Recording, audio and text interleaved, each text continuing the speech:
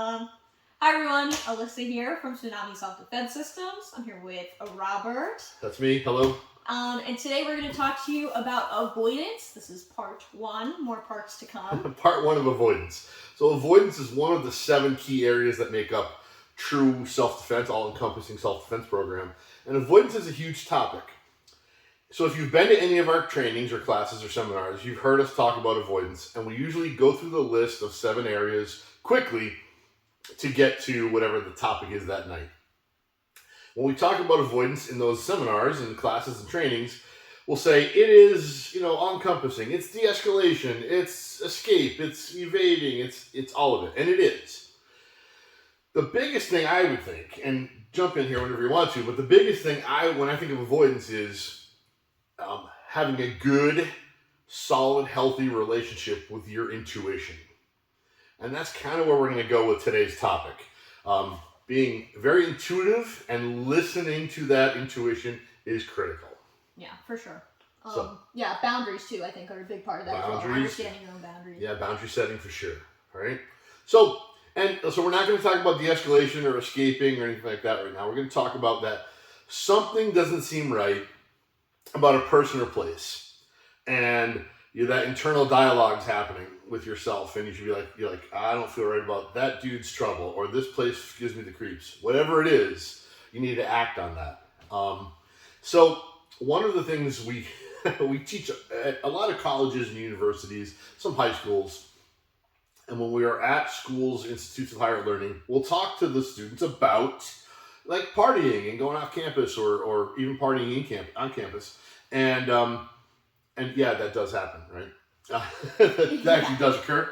And one of the things when the topic comes up, we often say, like, if that place or that person, or especially a place, has a reputation that is not the best, or this incidence of binge drinking or attacks or sexual assaults or harassment happens at this particular, let's say, house or location, and we'll get students like agreeing, like, yeah, no, don't, and I'm like, don't say it, but do you know a place? And like, yeah, and they mumble like whatever Greek thing or whatever sports team or whatever is happening, and I'll say, are those parties typically crowded? Are they the ragers? And they're like, yes. They're like so the biggest, most popular parties are often also the places where crimes are occurring, where assaults are happening, where harassment's occurring.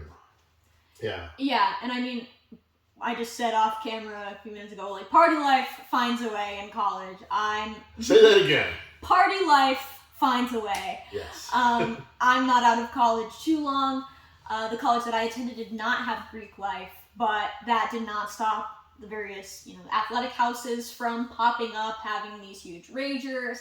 I've even heard of, smaller schools. I've heard from people who have attended smaller schools with maybe even limited sports programs or no Greek life, that they still find a way to get in there.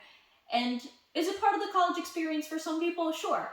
But it's also important to balance that, with your own internal dialogue and what you're feeling is right and what's maybe should be avoided and what shouldn't be. Yeah, it's a great point. I said just the other night at a university, like I said, look, if you feel unsafe or just something isn't right at a certain party, go to another party. I guarantee you there's another one somewhere. Like, and they all sort of laughed. I'm like I guarantee you there's another party happening somewhere else. And the whole place like started laughing because they agreed. Like, yeah, there's something else to do. There's somewhere else to go. Don't let FOMO, right? Like screw you up. Put you in harm's way. And I think that's really important. So yeah, that's kind of like what we're getting at with this video. Yeah, and I mean, to play off of that too, I don't think that even necessarily avoidance has to be, obviously if you're getting a bad vibe, get out of there. But avoidance doesn't have to be, skipping the party entirely. It could be, working within a buddy system, keeping an eye on your drink. Like, that's also a part of avoidance, where you don't have to, miss out on something that you want to do. That's true, yeah. And if you're, since you said that, made me think, if you're going to sort of like have someone in your group be the den mother, be the mom that night, right? Which you should. That's a smart strategy for going out in groups with your friends. That person better know her role that evening and stick to it. And if she's not, call her out on it. Like the person, the designated one of the group that night who stays sober, better not be drinking, or keep her or he or she within their parameters, of still having fun, going out experiencing social life without getting controlling or overstepping their bounds. So keep things in check. There was something else I wanted to say when you were talking. What was it? Anything else about avoidance or listening to your intuition? No, I just think it's super important to listen to that intuition. Yeah.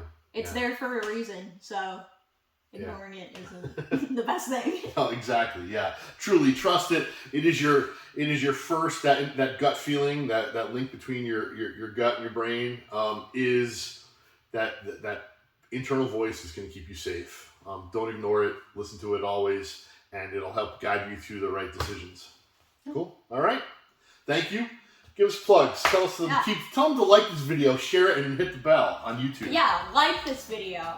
Share this video. Yeah. Subscribe to our channel. Hey! Hit the bell so that you can get notifications when we post here on our channel. You can also find us on Facebook at Tsunami Self Defense Systems, and you can find us on Instagram as well. We have a Tsunami Women page that's dedicated and run just by our female staff. Cool. See you. See you soon at the training. Bye-bye. Thank you. Be good. Be safe.